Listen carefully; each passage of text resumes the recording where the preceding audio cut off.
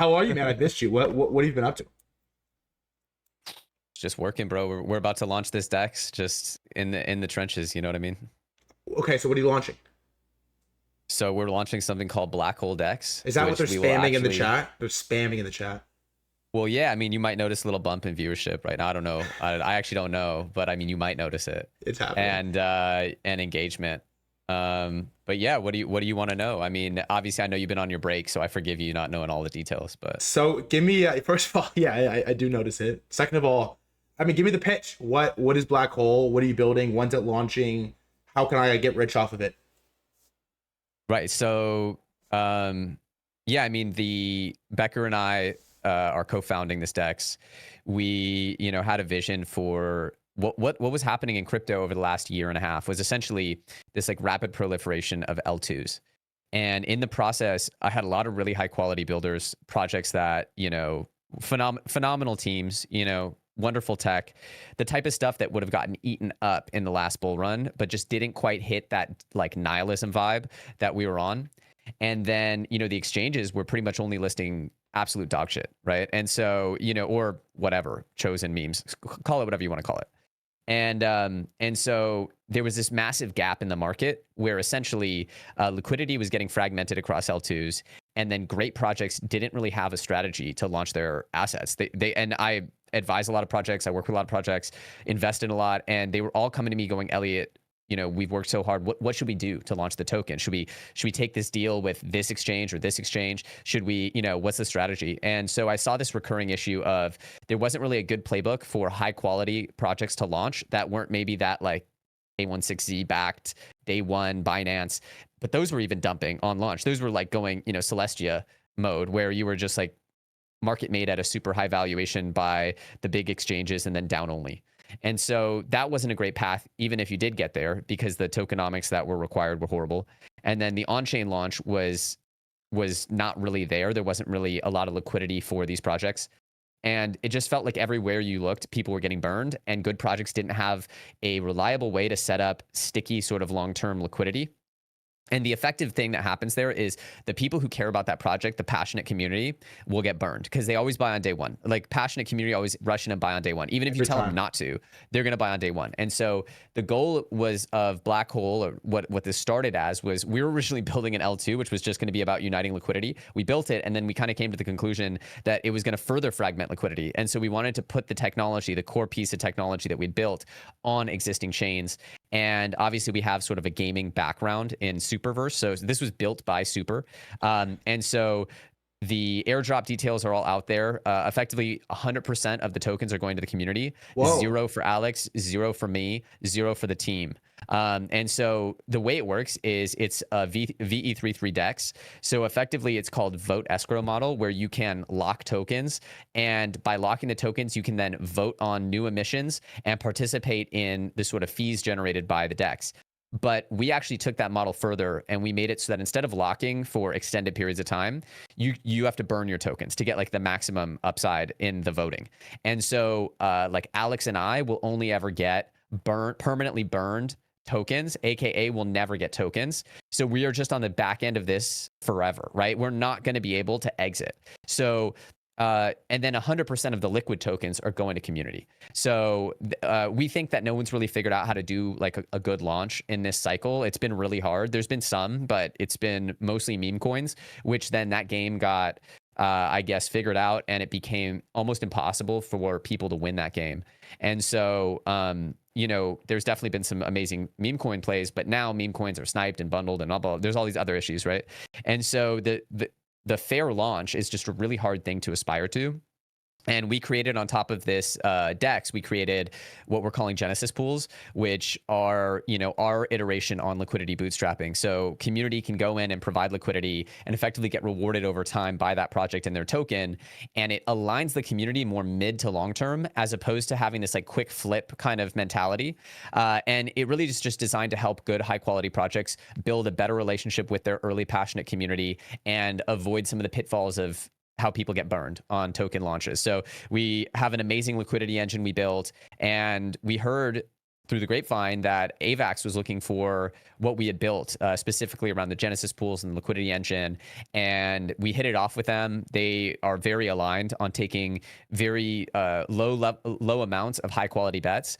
And so, yeah, we're really excited to bring it to AVAX. And, they definitely are, fully aligned with our vision. And we think it's going to be really just a cool way to debut this tech. You can tell it wasn't the first time you pitched that. That was awesome. Yeah. Yeah, it's been a couple of times. Okay, so what kind of, first of all, sick vision. What kind of impact do you think Black will have on future launches? So the Black token itself is going to, because of the nature of the design of the DEX, it'll have, it won't go through like the Genesis pools that we built for other projects. But I do think that the goal is just to overall improve liquidity for good builders and to just give a less toxic launch mechanism. I think those are the really interesting steps forward that we've seen with, what Kobe's doing over at Echo. There's definitely several people focused on this, but it's very clear that launches are just broken in a lot of ways and that you need to figure out a better way. And this is just one attempt at it. So hopefully we can make launches safer, build better liquidity for high quality projects, and of course, give people a fair and early entry and a free entry, the existing communities that we have. And so this airdrop's going out, primarily to super holders and stakers, as well as to, partner communities. Alex and I's NFT project, Neo Tokyo's, is on there. Imposters holders are on there. A bunch of AVAX native communities are on there. Other V33 dexes like Aerodrome holders are on there. So, we really tried to give tokens out to community that have either are like strategic or have been riding with us. And, just essentially keep showing that we see a much bigger future than there is today. And I think that's the biggest issue that I think I have with the current crypto ecosystem is there's so much pessimism around what happened this year. And there's so much confusion and lack of optimism about what's happening over the next few years.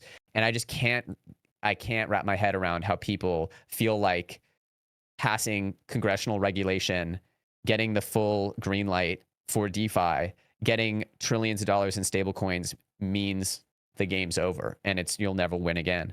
I'm just confused, man. I'm just confused. So we're just going to keep building and launching stuff that we believe in because we see the future as extremely bright and extremely optimistic. And I can't help but be excited that all these other people are kind of tapping out while we're speeding up. And it just opens up the playing field for people, I think, like us to win even bigger. Thick answer, and I want to talk about some of the optimistic stuff because I think you've done a very good job pushing that on the timeline. To be honest, like one of the best accounts on Twitter right now by a mile. You always are, but particularly right in this moment. But for all the people that are right now spamming the chat or asking me, how do you get access to Black token if you don't already know that you've secured an allocation? Well, I'm going to give out 5 allocations on this stream. So really? We're gonna give out 5 allocations, bro, and I'm actually gonna let you choose it. So, dude, thread guy, it's on you. No, I'm just kidding. We'll just pick some people out of the chat. We'll pick them like let's let it like let's let it get crazy frothy. for a Let's second. See who wants it the most. Like get gross in here for a minute. Like I don't want to give you chores, but in the end, let's give them out to the people in this chat. I think that's the only fair thing to do. And yeah, I mean, look, I just want to show a few things, right? I want to show one that there's such a thing as continual iterative building, and the systems are not stagnant; they're constantly moving forward. We didn't create V33 model; we tried to make it a little better. We didn't create launch pads; we're trying to make them a little better. And we just wanted to also show the alignment that I'm not here for a quick payoff. People all know that I've never sold a super token. We've been listed on Binance for 4.5, 5 years almost. I'm probably the only founder that's been listed on Binance and Coinbase that long. It has never sold a token. I don't know for sure, but I actually just genuinely really want to build stuff here. I still get called a dumper and a this or that. I'm just like, all right, well, like this time we'll just make it so that there's no confusion. We don't even get tokens, right? So we can't sell them, right? And so that's kind of why, like, I just want to build stuff, and I the loyal community knows this, right? But I just want to do stuff to show, hey, look, there's people with big audiences here that genuinely believe in this stuff, that genuinely want to push the space forward, and are here because they think this is the next thing in the future, not because they heard, Sahil can give me 100 grand if I drop a meme coin. You know what I mean? There's just a part of this industry where I think we need more heroes, we need more believers, and that's what makes this thing fun, right? And that's why I've been just sort of almost like shitpostly optimistic, where I'm not acknowledging the downside, because yeah, the downside is there, but I just think there's just so much pessimism. We don't need any more of it, and it's just boring, man. It's just boring to be pessimistic to me. It's really cool to get excited about the future. So that's where I'm at. Well said. I have the goat mangled moron who works with us and is a mod. He's picking 5. So maybe the back Okay, end. awesome. Yeah. We'll Yeah. announce. Just Okay. need ETH addresses. Just need ETH addresses. Oh boy, that's gonna be even harder. Should I type? Wait, are we like Solana Rook only here? Are we Hey, rip Sui the ETH native? addies now. Just keep. Are we just, Sui native just because the Phantom Gang? I know. ETH addies, rip them. Just keep spamming them. We'll get 5, and then we'll come back. I want to pop onto the stream on the side here so I can see. I can Go see the chat. go twitch.tv/threadguy. All right, I'm doing it. Mute the tab. Feel free to tweet that. Do it. Post on your Instagram. Tell your friends. Bro, why do you think there's so many viewers up in here? Why do you think I didn't tweet? You went crazy. Okay, so I want to ask you this, because I think you have some very grounded macro takes as well, and on the larger crypto market. Is when you talk about what you're working on, you say that crypto launch mechanisms are broken, which I generally agree with. And Pump Fund is about to raise $1 billion in TGE at a $4 billion market cap. Any day now, imminently. What's your take? Like, is that a buy? Is that a sell? What does Pump Fund do to the market? Is this a good move for crypto? Is this bad for crypto? Like, what is your take on Pump Fund for $4 billion FTV TGE? Wait a second, I just lost this window. Hold on. That's okay. I can also re-ask We're still live. Okay. Yeah, you're good. Pump Fund to me, fuck, where's my Discord? Oh, you can't see me. I tried to, yeah, hold on. Okay, I'm back. Okay. Yeah, look, okay, I've been publicly pretty negative about it. I think that, there's one way to look at this is that this is other deeds for NFT, for meme coins. I think that's, like, the parallels there are real, because meme coin launchers specifically and meme coin trenches, I think, will always be a part of the industry. But this sort of like NFT 2021 moment that we had with meme coins, I think that the game's kind of over on that, right? Because you just can't win in the trenches with any kind of degree of consistency. It's way too predatory. And I just think NFTs in general kind of a lot of them went up, and, the top ones went up a lot. And I think that the sort of bigger meme coins that survived all this will do okay. But I just think that, the question is really so for me, I try to think, what does Pump Fund own, right? A lot of people think, oh, the Pump token is going to bring people away from Solana. I don't actually think that it will, right? And here's my theory. Pump doesn't own their users. Photon owns their users, right? Do you trade through Pump or do you trade through Photon? So if Photon enables bonk.fun launches to be visible, now all of a sudden you have an equal chance of launching a graduated token on Pump or bonk, right? If they enable, say we don't have one, but say we added a meme coin launcher to Black Hole, all we have to do is go to Photon and say, hey, will you enable visibility for these, right? And then it's like, okay, now the users are seeing our meme coins, right? I have a theory that this is like uploading a picture to the internet, where at first it was like, oh yeah, you needed a Facebook and then Instagram, and then now you can do it anywhere. And I think it's going to be very democratized uploading a meme coin, and that the biggest issue is that nobody trades on Pump. They trade on Photon and Bolex or these other ones. So the trading terminals actually decide effectively where the meme coin visibility is shown to the ultimate big traders. So if they enable more launchers, which they will because it's good for their business, then I think it eats away more and more. I don't think this whole launching a meme coin thing is very protectable, and I think that the audience has no loyalty, right? And so to me, it's really, I think that it'll pump, right? I think that just like anything that has hype and excitement and attention, it'll pump. I think that it could continue to be a great business, but I think that there's a lot of real risks to the narrative. And quite frankly, I don't really have enough of a strong opinion to trade it. You're not a buyer at $4 bill. No way. For Bill, I don't know, man. I may buy an LP. I think buying an LPing is the real. If you buy and single-sided LP on Meteora, somebody pitched me on this idea, and you hit the right price bands, I think you could make essentially your money back and free ride it. But yeah, I think that it'll do a lot of volume. I think it'll be a massive moment. But yeah, it's just, I think if they launched this in December, it would have been different. If they launched this when they had all of the world behind them, it would have been different. I'm not a big believer that social rails are the right thing to carry memes out. And so I think I think like this big X factor they're hoping for is live streaming. I think it might be. I just don't, I don't think that the odds are good enough. Even a slot machine online is a better odds, right? And so it's just, I don't know, man. I don't know. But maybe I'm just too jaded, but I'm much more excited by what's going on in DeFi, ETH, stable coins, the future of the industry, like actually graduating to Wall Street, than I am in the meme coin casino personally. I think the best thing from Pumped is to learn that applications have a much higher fee flexibility than protocols, right? So you look at the end user application, and if you own the user, they're willing to pay the fees. Like the fees are not a problem if you have the end user, and the actual upside on fees there are making incredible businesses. But the question is, do you own the user? And so that in the end, Phantom owns the user, right? Phantom's going to own all those fees soon. Shout out Phantom, right?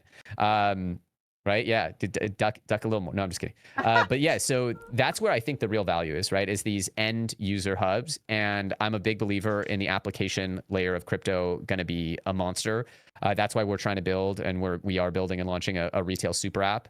And we plan to have a lot of functionality. And you know, the team behind this is actually one of the best consumer app builders ever. Like they're incredible. And they actually come from the gaming space, which is very, very, very behavioral driven.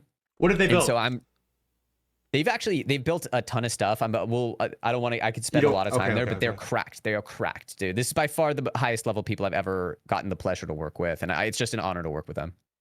Whoa.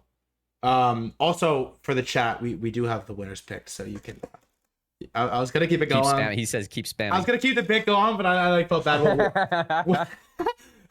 We'll announce at the end. Okay, so I think the one thing you've done a really good job articulating, Mr. Elliot, over the last couple of months is while we're ranging on BTC and ETH and the trenches are dry, volume's dry, everyone's getting chopped out. And I feel like you have just done a really good job of, you stayed bullish the whole way. And you're one of the few minds that can really articulate like what is happening at a high level with crypto.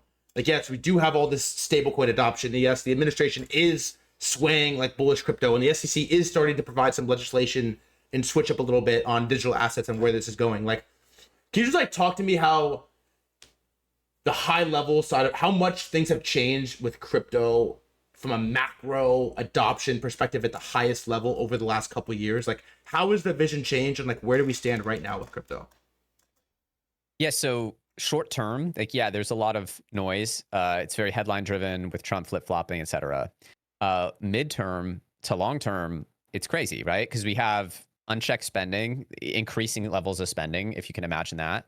And what we know now is that the game in Washington is every single congressman is there to get the most money back to their district, right? So that's what the game is. So the people who decide how to spend are only incentivized to spend more and to capture more of the outflows from the government. There's no political will to cut spending, and I don't know if there ever will be. And so until there is, which is like turning the Titanic, we can just assume that the game is going to continue, which means more spending, which means more pressure upwards on assets. Now we have the other aspect of this, which we know that the marginal buyer for crypto right now are institutions, and we've seen that. You don't need to speculate. These are the people buying Bitcoin. So, what are they missing to buy Ethereum, to buy Solana? Why haven't they started doing it? Well, the answer is we don't fucking know if it's legal yet, and there's a lot of gray area, and so we don't know if the stuff that gives ETH its value, aka DeFi, is allowed. Why? Because there's no rules yet. And these institutions, the people who are clicking on behalf of the institutions, don't guess. It's not worth their job. It's not worth their head and their career to be like, oh yeah, I aped Aave. Like, what? You know, they're not going to do that. And so they're going to wait. And then once the green light comes through and they're like, cool, here's the rules, they're going to start like the flows. And once the flows start, they only grow. And that's what we've seen from Bitcoin, is that the flows just continue to grow and grow and grow. They don't slow down. And I think it's just going to be the same for the stuff that is quote unquote institutional grade.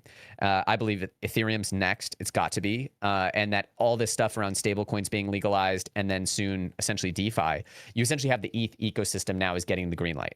And from an institutional perspective, we know that institutions prefer ETH over anything else. It's the most trusted.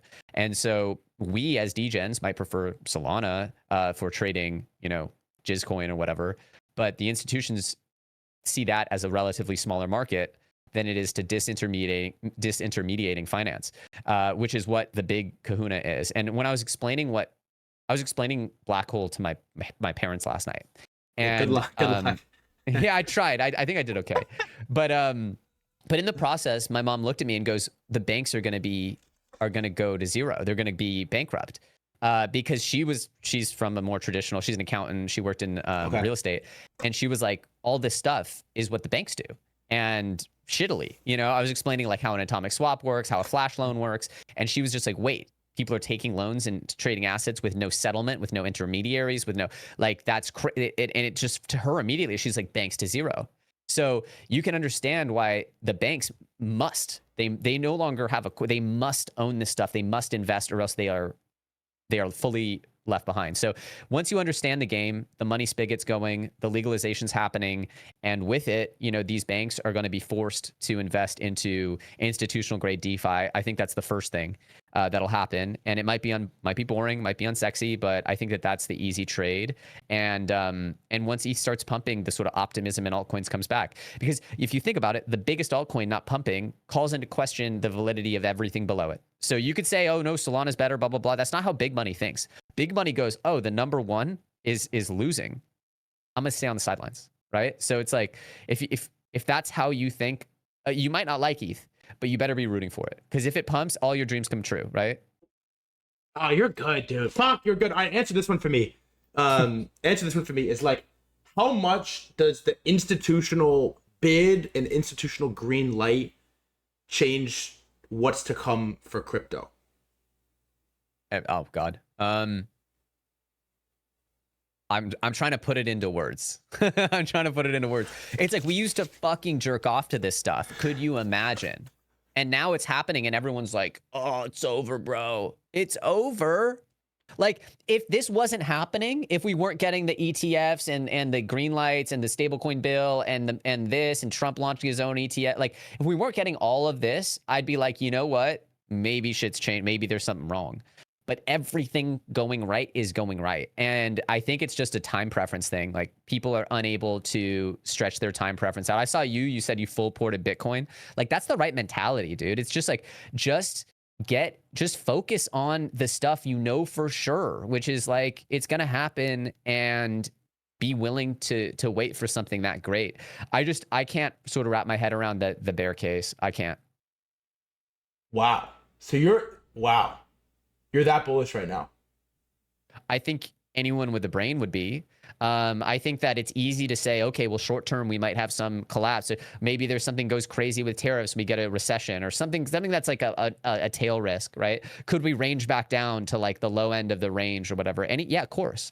But will all of this look stupid cheap in a few years? Yeah, in a few years, you're going to look back and go, oh my God, I wish I had a time machine. I wish I could full port back when everyone was calling me a scammer for saying alt season. Like, I wish. All right, let me ask you a question that could maybe like could be answered doomer. I don't want to phrase it as doomer, but in July of 2025, how long do you have to make it until things just get really weird? Devaluation of the dollar, AOC 2028. Like, how long do you have to make it from July 2025? You have forever, brother. I think that there's definitely the fallacy of that everything's going to go away, and I do think that there's going to be things change. They'll always change. I think the biggest thing to wrap your head around is, once Bitcoin becomes bigger than gold, this asset class will get more boring. I think that that's kind of the thing, right? Is, yes, Bitcoin will then go to challenge fiats, but like, once it's the biggest asset on earth, how volatile and how extreme are going to be the moves? It's going to become more boring. So I think focusing on this excitement of catching gold, which is going to happen, is your sort of like really fun period. But then there's also insane things happening, like robots and AI, and like that is going to be such a fun and insane world that's being created that we can leverage our, ride this wave of expansion guaranteed to happen, in my opinion, almost guaranteed to happen in crypto, and then focus on other fun stuff as well that's intellectually stimulating, like sex robots. Dude, I can tell you got a 10 on your sleep score last night. I can fucking totally tell. Oh, yeah. I can just fucking Do see I feel it. rested? You Am I just giving like, rested vibes? no, you're like so sharp. I haven't heard a single like or the whole way. Oh shit. Okay, dude, I hate that this is so short. I only have a couple more for you. You rugged me. You said you weren't gonna rug, and then you moved the time, didn't you? No, I told you to book last slot. You didn't listen. I thought I did. I didn't. No, there's phantoms after you. But if you're here for a while, you can come back in like an hour. All right, well, hit me. I might slip back. Okay. Should I come back, guys? Should I come back and give back some more black? If you come like 4:15, I'll just keep the stream running. Should I come back with some more black in the bag? The crazy sentence. You're the goat. You want to get up in that black hole? I know you do. I got two more questions. You want to get sucked? You want to get sucked in? I suck me in, man. Suck me. All right, one more about the market, one more about black hole. You guys clip that. Threadguy told me to suck him. I got a couple weird clips of you as well for this stream. All right, I got two for you. One, okay. Outside of the obvious, like Bitcoin, what do you think? Like, what trade in the crypto market right now has the highest upside if we do go into full-fledged euphoria, alt season, all the above? Yeah, so obviously I think Bitcoin is probably if that happens, the not the lowest, but going to be percentage-wise going to be pretty tame.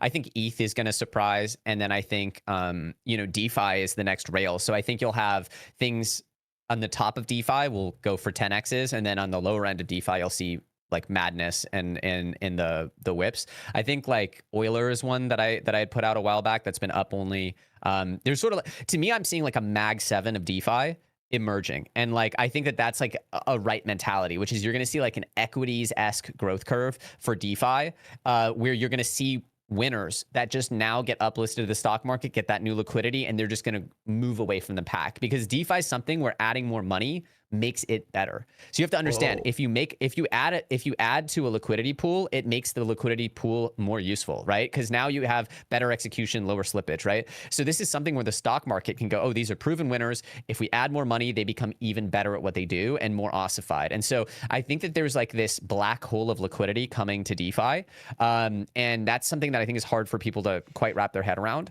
But there's a lot of investments that people, the investor will say, if I give you $10 million, how much more likely is this to succeed? Whereas DeFi, you can say, hey, if you put in this much money, this is this much more likely to succeed. And so those are opportunities that investors flock to. So once that happens, that's kind of front and center in my mind, is like stablecoins DeFi. Then, of course, downstream are the attention trades. So I have split my altcoins into two, what I call the attention liquidity barbell. So this is the way I think of the space, which is you're an attention coin or you're a liquidity coin. And liquidity coins thrive off of on-chain metrics, fees, liquidity, etc. Attention coins thrive off of attention funnels.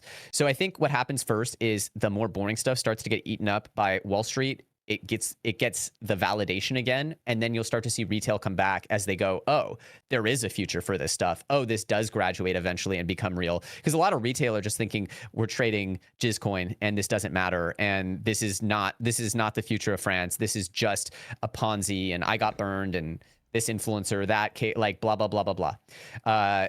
Now when they'll see that, oh, this coin is going to grow and grow, all of a sudden they see the growth arc starts to continue and continue. And I think that's where the belief starts to come back, and you get the manias will happen again. But I do think that there's going to be some assets that continue to sort of chug their way up at the top of the DeFi space, sort of like a magnificent 7 of DeFi. I don't think there's going to be 7, but that's the way I see it, is there's going to be some projects on top that just kind of start to capture that black hole, for lack of a better word. It just becomes like a gravity center of new liquidity. So that's the simple the mentality that I can't shake. And when you see something and you believe that it's happening, you kind of have to just go in on it. I do think that sort of Web3 and the downstream entertainment stuff that I'm really bullish on gaming long term.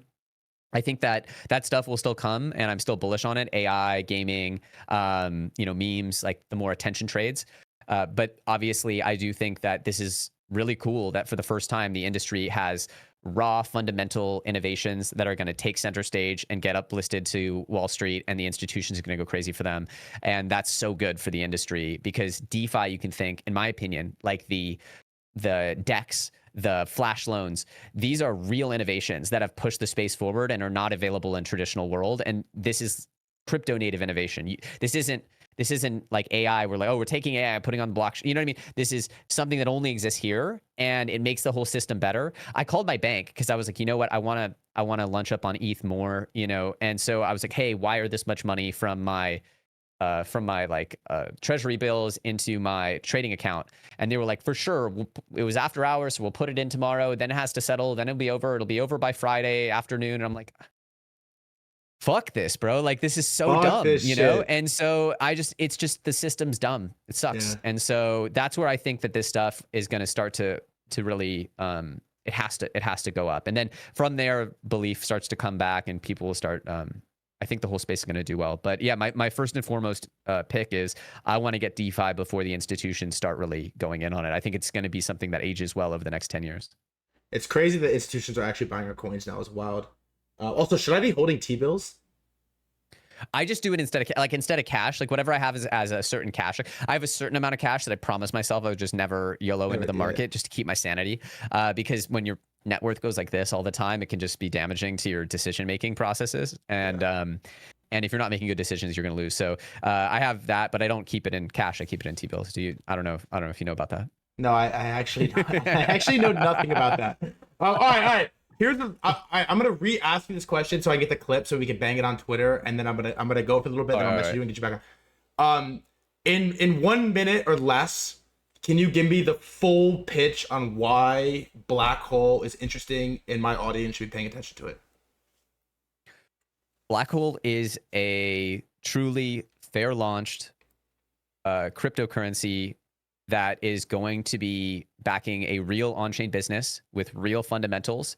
And it's driven and anchored by two of the biggest characters or people in the space, me and Becker. And we think that it's a really good message to send, to have essentially influencers, which get a pretty bad rap in this industry, having this type of launch and backing this level of a complex system and product, where I don't think, I mean, obviously I'm biased, but I don't think influencers, quote unquote, have ever launched anything this complex or this sort of this big. And so its success will kind of align that community spirit with that, you know, hardcore utility and a real project that I don't think a lot of users will normally get access to in this way. And so my hope is that it's a big win for everybody, and that we create something sustainable long term, and that we show that there's a right way to do things, essentially show the way to do things in 2025 and beyond.